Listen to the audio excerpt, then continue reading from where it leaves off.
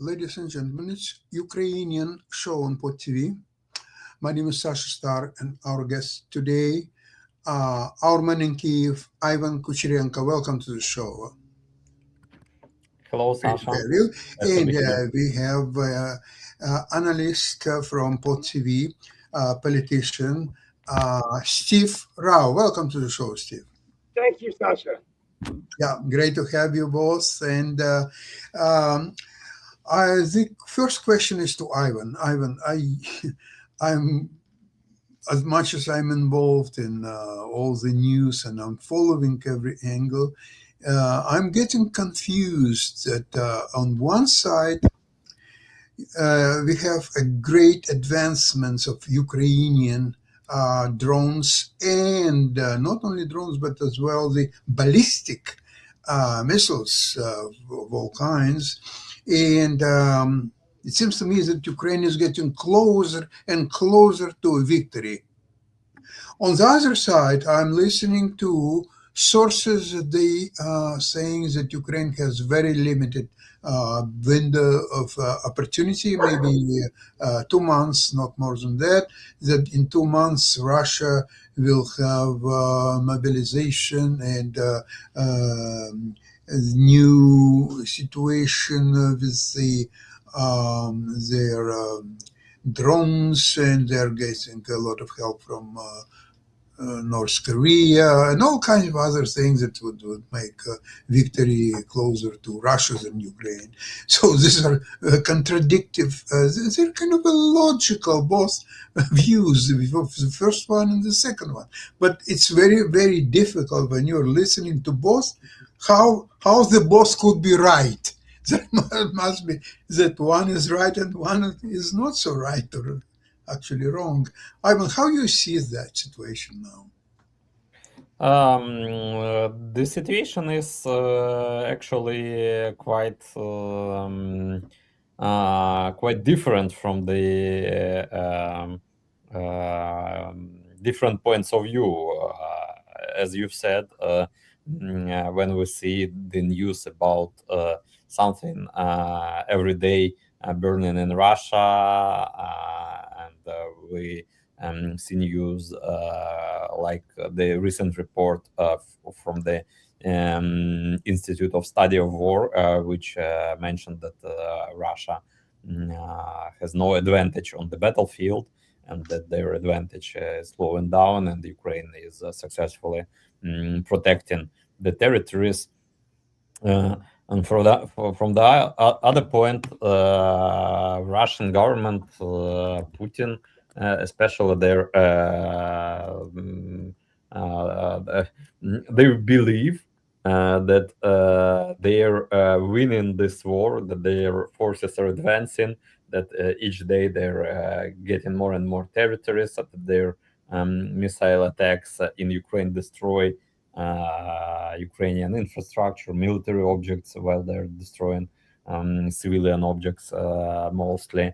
And I think that they live in some kind of parallel reality, actually, in which they believe only to what is being broadcasted on Russian propagandistic TV channels. Yes, I will remember when they reported that they finally overtook Kupiansk 5 times. They were taken. Yeah, and city of Komsomolsk, which even doesn't exist.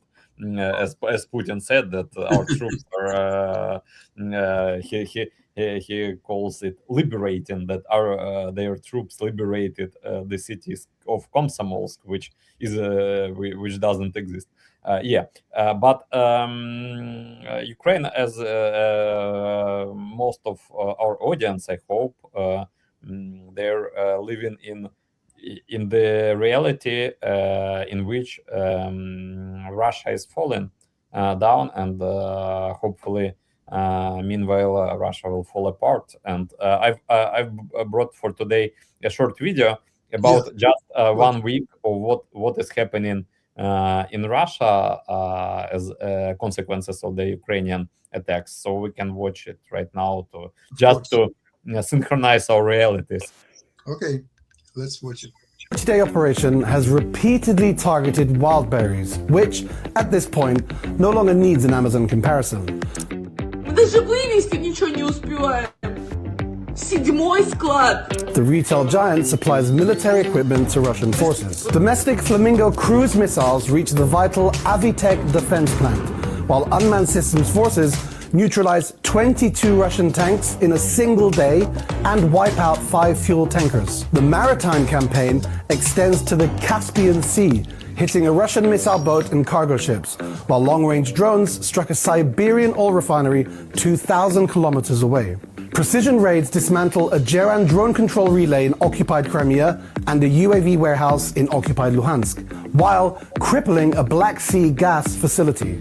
A tandem strike destroys a 50 million Buk M3 alongside an S-300V air defense system, as Ukrainian drones ignite a strategic fuel reserve in Udmurtia and pound the Novorossiysk commercial port. Deep operations force Siberia's We've lost the video, I think. Yeah. Yeah. Something happened. First we lost video, then we lost both video and sound as well. Okay, but it creates a picture well worth looking at. Absolutely fantastic situation for Ukraine.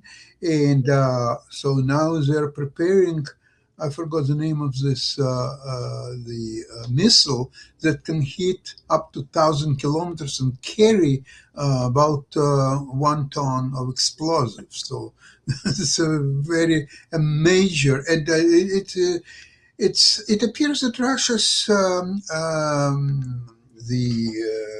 air defense system is not the first grade. It seems to me that if Ukraine will start using ballistic more and more, I think Russia will have huge problems. And it's going to happen, I think, by September. The Ukraine will start shooting these missiles. Steve, I have a question to you. Since you are based in United States, and obviously you, as a politician, you're well aware of all kind of political consideration in several directions. I have this question to you. Last 2 days, I was listening to excellent video about Henry Kissinger, who passed away when he was 100 years old in November of 23. So the war, the Russian attack against Ukraine, was already more than a year old. And interestingly enough, that several years ago, let's see, in 2010, even 2014, Henry Kissinger's position was that, look, Ukraine is so kind of a buffer zone between Russia and the West.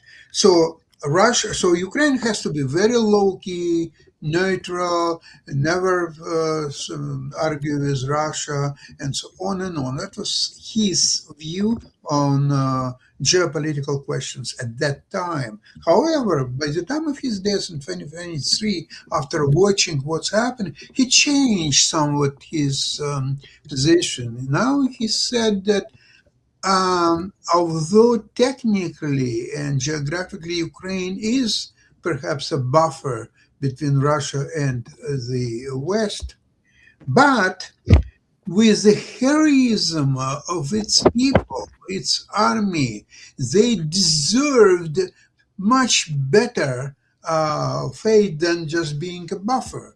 And also, what's happened when buffer is becoming stronger than the one of the countries that's buffering with, what you do in this situation, then maybe somebody else will become a buffer, so-called. So this is situations that led me to think about something else. So according to Kissinger, U.S. strategy against Russia has to be very careful and just avoid, the controversial points or so on, and just let it slowly go. But the main thing, U.S. has to make Russia weaker and weaker and as weak as possible. So today, Ukraine is making Russia as weak as no other countries put together could do it. Ukraine does the job. So Let me ask you, Steve, then, what's Donald Trump, his strategy to make a peace in 3 days, and then in 10 days, and in 3 months, and in 3 years, and in 55 years? What's the why US needs a peace between Russia and Ukraine instead of Ukraine just beating, not beating Russia, at least getting them out of Ukrainian territory and get Ukraine all the guarantees for a future. What's the peace? How we need peace. Russia messed, and he was pressing last year Ukraine, not Russia. He was pressing Ukraine. You have no cars. You have this or you have that. So where is all that coming from, and how American people can benefit from such absurd policy of Trump? Yeah, well, this is a great point to make. I mean, first of all, I wasn't expecting to hear the name Henry Kissinger, but if there's one thing we can learn from Henry Kissinger, imagine a time in the history of the United States and world where you had a diplomat who really advised a president of the United States. And the key word here I want to emphasize everyone is strategy. Strategy with a capital S. Yes. And I think the challenge is that, I mean, first of all, we could be here for a few hours talking about all the mistakes of the Trump policy. But I think that Trump is trying to confuse military power as a way to force peace. And I don't think that really works. And right now they're balancing two wars, Ukraine and Iran. And it's really hard to do that. But I guess to answer your question, the one thing we're not hearing from Trump, I mean, it is in the best interest of the world to have peace. And I think it's in the best interest of the world order that we have policies in place, like what Kissinger advised, even when Nixon was in the White House, that no sovereign power, independent free power, should be invaded by another. That was the rules-based system in place since World War II, and it's been violated by Russia. Now, I'm confused like you. We see advances from Ukraine. Looks like they're winning the war. Then we hear about recent drone attacks from Russia. So it seems to be still that we talk about peace all day. That's the problem with Trump. But war keeps going on the ground. So, so the peace strategy isn't working. So here's what I would say. I think in order to have a peace, what I think the president of the United States needs to be doing, and he's probably not going to do it, is start asking the questions of what would a ceasefire look like? What would the territorial concessions be? What security guarantees would Ukraine be guaranteed? Because it's useless to just say you're going to have peace and you're going to have a ceasefire if there's no guarantees of security, because that's really what it's going to take to have a peace. You're going to have trust. You're going to have to verify that trust between the two nations, and you're going to have security measures in place for a durable peace. So I still think there's hope, but honestly, it might be until we get a new president of the United States who has a foreign policy team around him, rather than just being yes person to the president. I'm not hearing this from Rubio. I'm not hearing this from Hegseth. I'm not hearing this from any of the advisors to the president of the United States. I hope that answers your question. Thank you, Steve. Excellent. Ivan, I noticed that you have another video to show. Yeah. Could we see it now? Yeah. It's a very fresh video about what happens in Kherson. You've probably heard about that city. Yeah. It's the city in the south of Ukraine. It was deoccupied by Ukrainian forces after Russia occupied it during the full-scale invasion. And the sad thing is that Russia continuously destroyed the city because their forces are just on the other bank of the Dnipro River, and that's the city where Russia trains their FPV drone operators. There is even such naming as human safari. It's tactics which Russians are practicing in Kherson, actually, when they just hunt the regular civilians with their drones, FPV drones, to practice actually. And today there was an accident in Kherson, and I've got a really fresh video about that example of Russian human safari, so we can watch it right now. Thank you.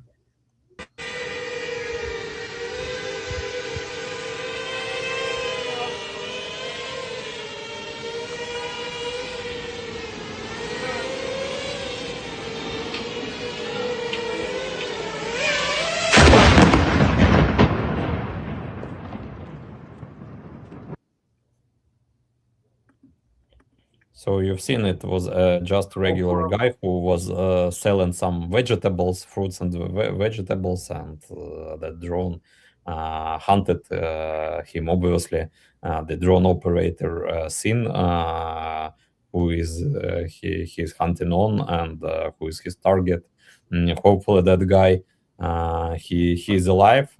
He was injured, but still alive, and he already given an interview and said how it was. But it's just another example of the terror tactics which terror Russians tactics, for use. sure. Yes, Ivan, I would like to ask. I'm curious about your comments. Remember, you mentioned actually that there was a column of about 20 tanks that the Russians started to move ahead, and all this column was destroyed. So one point of view is that Ukraine is heroic and they can destroy any tank column, and the Russians already knew about that 2 years ago and 3 years ago. So now they wanted to experiment whether Ukrainians can still do it. Yes. The answer is yes, we can still do it. But hold on. Another comment was that the Russians are preparing a grandiose attack in a month or two. So there will be not 20 tanks, but 500 tanks. So they wanted to test Ukrainians how well they can manage against 20 tanks. But now when they will send 500 tanks, and they will completely destroy Ukrainian defenses and move on and will take all Ukraine. So how you explain this situation? What is interesting about that recent mechanized attack of Russians towards Ukrainian positions, because they didn't use any mechanized attack for a while. They were using the penetration tactics by sending like some kamikaze soldiers, troops to the bicycles they used. To penetrate Ukrainian positions. But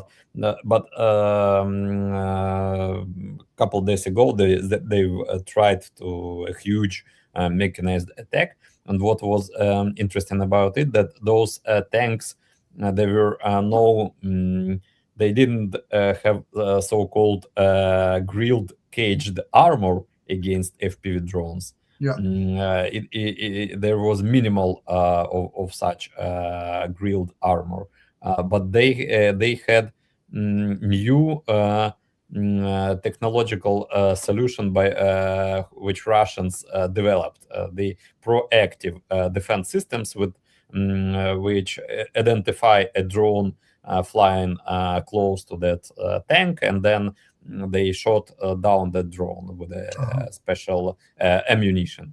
So they've decided to test that kind of protection for their tanks. And as you've seen in the video, that Russian know-how actually failed. Those tanks were destroyed by Ukrainian drones. No protection, no tanks. It didn't help them. So I think that if they will send 500 tanks, the result will be actually the same. And this also is about upcoming Russian mobilization. There are rumors that Putin wants mobilization in Russia because they have very great problems with recruiting new soldiers, and Ukraine successfully is killing more soldiers per month like Russia is able to recruit, and they cannot actually commit any great offensive operation without more troops. So they want to mobilize like 300,000 or 500,000 of soldiers. But their fortune will be the same. They will not be able to penetrate the Ukrainian fortress on the Donbass, and Ukraine prepared great fortifications there already. And for every soldier, Russian soldier on the battlefield, Ukraine will have like 5 or 10 drones, which will kill him. So Ukraine now is producing millions of drones per year, and actually that's what NATO and most Western countries, including the United States, they just cannot understand that war changed. And in his recent column, the former Ukrainian chief commander Valery Zaluzhny, who is now Ukrainian emissary in Great Britain, he said that obviously Ukraine doesn't need to become part of NATO because NATO is obsolete. Because NATO is strategy of Second World War. They're still war of 21st century. The NATO and their doctrines are not ready for the war of the 21st century, and even the United States are not ready. We've seen that during that war in Iran, when United States and their allies in the region, they were not ready facing the cheap Iranian drone attacks, but they're pretty massive. The hundreds of drones can attack in a while, and United States and other Arabic countries, allies of the United States, they don't have just instruments to shut down those drones with such efficiency as Ukraine now has. Ukraine now intercepts like 90% of Russian Shahed drones, and Russia each day sends several hundred those Shahed kamikaze drones towards Ukraine. And it's new way of war, and NATO obviously is not ready to this war. Interestingly enough, I just send you a link. Watch it in your spare time. It's about Iran. It's a history of Iran. It's economic situation of Iran. Actually, I was surprised to find out that Iran is quite advanced country technologically. They have excellent educational facilities. They have great engineers, which are in demand all over the world, including US and Canada and Europe and elsewhere. And so therefore all this talk about when Trump is saying that he's going to obliterate Iran, he's going to destroy Iranian civilization or so on. After watching this video, you may say that this is lunacy at the best. Yeah, I mean, it's not well thought out. I think it's not very strategic. And I think that, the one thing we can learn from both of these conflicts today is that, military, well, particularly with Iran, military power does not necessarily mean that you are going to have a success in negotiating any peace. It is an art and a science. It takes diplomacy. It takes hard work. It takes building coalitions, and and I think that a president shouldn't just invade without having his military advisors telling him what are the consequences of this. And you're right. Many people are now saying that Iran is not going to give up. No matter how many missiles you fire at them, there's no strategy of what kind of government you would have in there. And this is how we failed in Afghanistan, how we failed in Iraq. And I think we're starting to see it play out again. We saw it in Venezuela. And it's not good for America because, as David M. Walker says, economic power, political power, diplomatic power, and cultural influence. These are the 4 tenets of a superpower. But as America continues to fight these wars, paying more and more money for the wars, that will never end. What are they doing for their economy? So this is going to be very interesting moving forward. And I think everyone in the world is watching, particularly China, this unfold out as they are trying to make their play to be a major, well, they already are a superpower, but they want to emerge, in my opinion, as the main superpower. And also note how India, where my mom and dad are from, has been very quiet in all of this.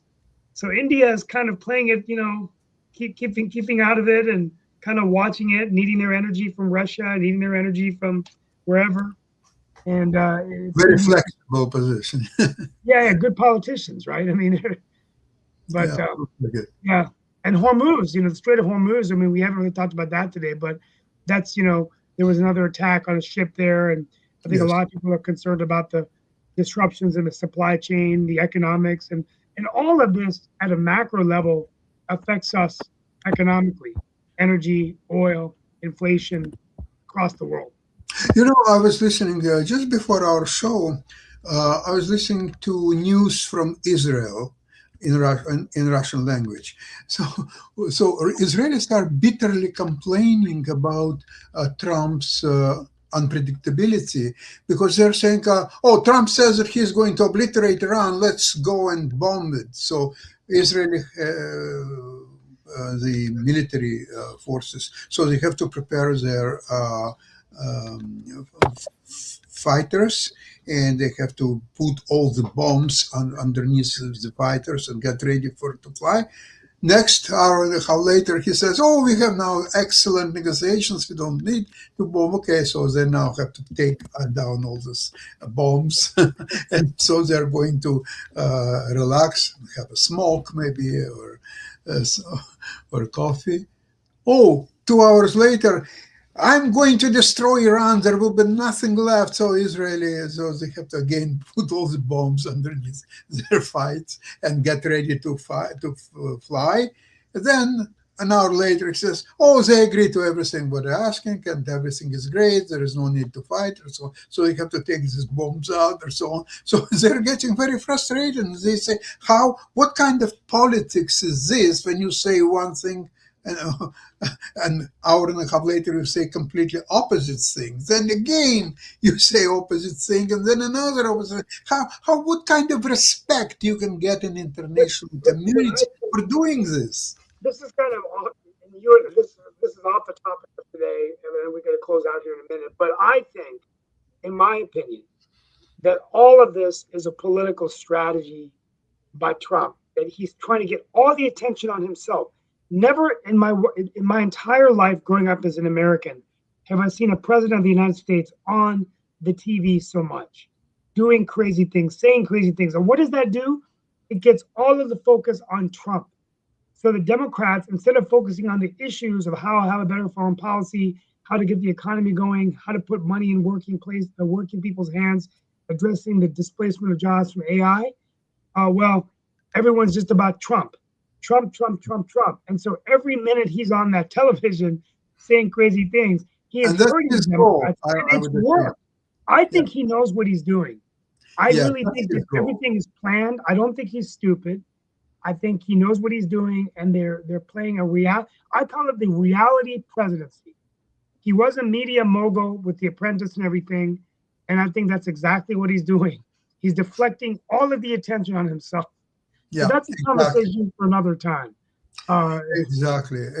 I agree. Actually, professionally speaking, Zelensky and Trump, they are colleagues in profession. Right, exactly. They are both were involved in television shows and different shows, I must say. But still, so they must feel respect for each other. But we'll see how it will work. Ivan, any comments on that? No? Not yet. It's not. I don't know, actually. Yeah, we're all mesmerized by what's going on. But I hope that by Friday we have much better, clearer picture of what's really going on, the latest news. So I would like to invite everybody on Friday's show. In the meantime, have a great week, and Slava Ukraini. Slava Ukraine. Thank you. Thank you. Bye-bye. Thank you very much. Bye-bye, everybody.